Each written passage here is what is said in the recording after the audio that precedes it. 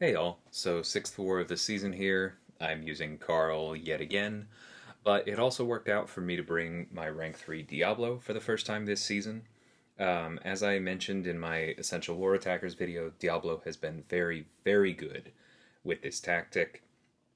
I think he's probably my second favorite tactic attacker after America Chavez, specifically within the Mystics. Let's keep it simple, but he is way, way up there. It's a close competition. And this is the kind of fight that shows part of why. Because this is at class disadvantage. He doesn't really have anything in particular going for him here, but he just has solid, reliable damage. He's very tanky, even without running Liquid Courage, and he just has easy access to spamming specials, which gives him access to the tactic, and that allows us to not really worry about this node, which is all about stacking buffs. And because he's so good against even a lot of the fights that have nothing to do with the tactic, he's very easy to path. And then he also handles a lot of the hardest tactic defenders very cleanly as well. Just a really, really strong character. Additionally, I'm going to call out um, a lot of people say you need to run recoil with Diablo. For some of the absolute hardest fights, it certainly helps. But I've said for a long time, my personal rule of thumb is that I think that you should have either Mystic Dispersion or recoil, and then Diablo's good. If you have both, then he's really impressive. But here I am just using Mystic Dispersion. I threw a single special one to ramp our vials, and after that I'm going to this special 3. That's going to get the big poisons up, and then I'm going to be able to nullify the buffs that we place on the opponent with the special 3 and just spam other specials to keep my damage up. I did want to bait out this special 2 here and trigger the miss before I threw my special 2, just in case. But honestly, we didn't even need the refresh. If I had just chilled in the corner for the rest of the fight, we would have been done. Because that's how Diablo works. We move on to this Silver Surfer here.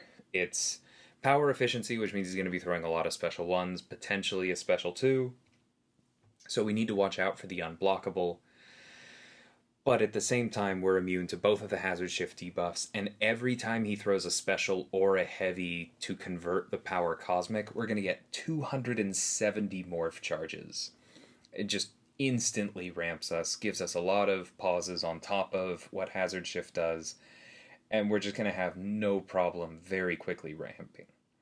Additionally, remember that while Surfer does reduce the damage from Incinerate debuffs, he actually has no defense against passives. So once we get refined here, we are going to be doing full damage every time we make contact. So you'll see all of these little incinerates are doing full damage. We throw this, and I think that's it. Yep. Get one crit burst at the end. A very simple fight. Now, they did place a few minis that did seem designed to stop Carl, or maybe that was just happenstance for reasons we'll get to later. But we move on to this Wolverine in section 2. Nimrod is obviously the best answer to Wolverine pretty much everywhere, but Carl is a very, very good one. Because so much of his damage is red numbers in those bursts that he doesn't really have to worry about out damaging Wolverine's regen. And then on top of that, he is bleed immune and has crit resistance pretty much anywhere that he would take Wolverine. And so if you do get tagged, you don't have much of a worry. I think I actually even do get tagged somewhere in this fight. Go ahead and throw that special 1. We don't get any morph charges, and we're not refined because I did just barely run out of duration while trying to bait out his special. But we immediately get the light intercept to keep our pause. We get another one. It's much easier while he's in this form because he is more aggressive. We want to stay on top of that. There we get it again.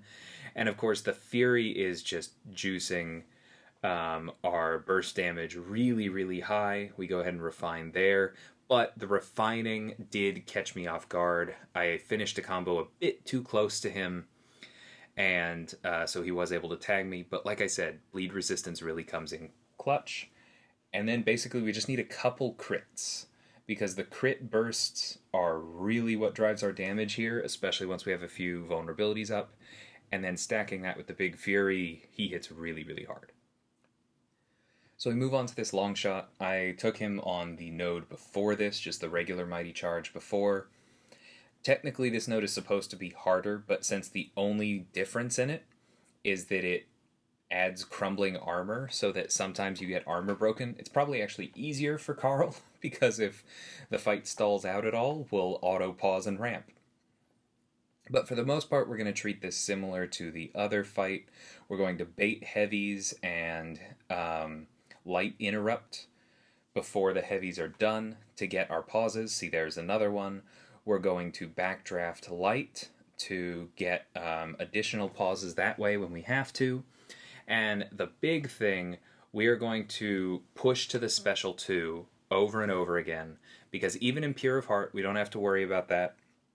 The passive incinerates don't stick. There's no damage to him, or there's no danger to him whatsoever as long as that incinerate debuff doesn't land. We just need to be careful about the special 1, because we're not going to be bleed immune for this fight, and therefore the instant bleeds could probably kill us in one go. So thankfully we were able to parry the one special 1 he threw. The special 2s were no problem, and we just took him down. This Gorr is the primary reason I brought Diablo. I was actually originally looking at another path, but we needed an answer here, and so Diablo works, even at rank 3. This is going to be a slower than normal Diablo fight. Just going to call that out, but you're going to see just how well the tactic and his poison works out for us here.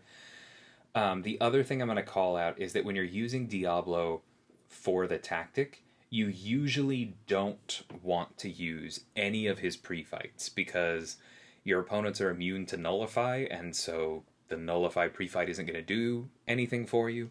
If you have a reason to use one of the others, then sure, but it's not particularly important to our game plan here.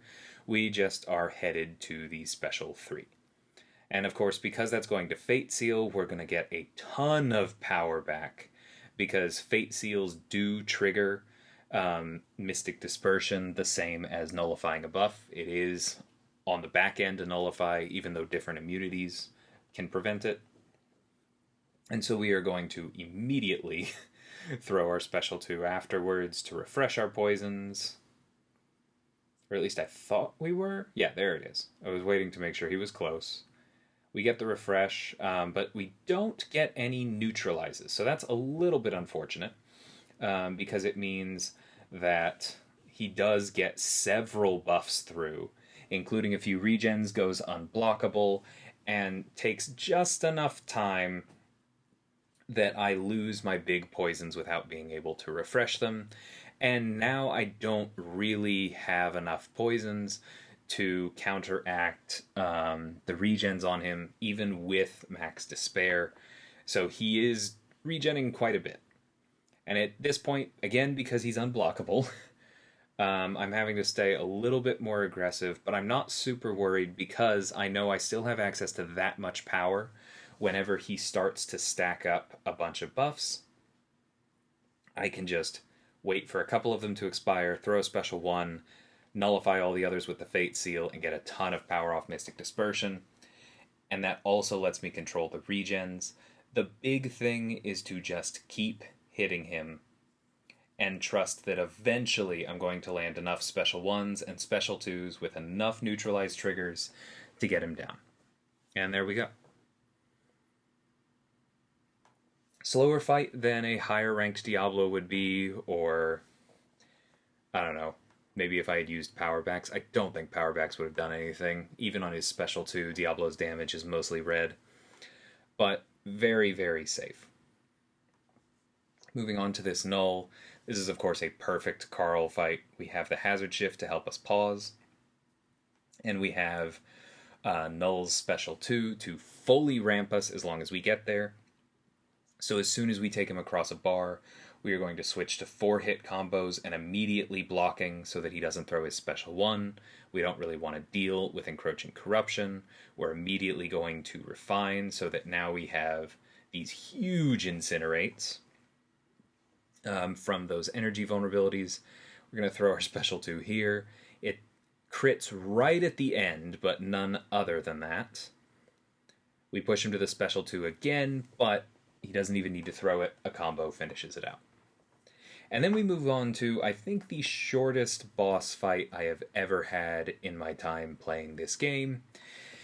This operates on a similar theory to the Terrax I took last war, which is you want to block a fair amount to build up flourish buffs on him so that his combat power rate is high enough that you can keep him in Rockfield the entire fight. Because if you do that, you keep getting armor breaks on you, and you keep ramping. So Terrax is actually easier for Absorbing Man with Planetary Endurance than he normally would be.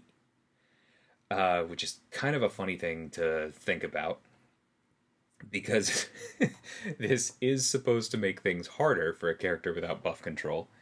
But the funny thing about this is that he was placed as a boss. Like I said, there might have been some fights earlier that were designed to stop Carl, but I don't really think so, because then why is Terrax here?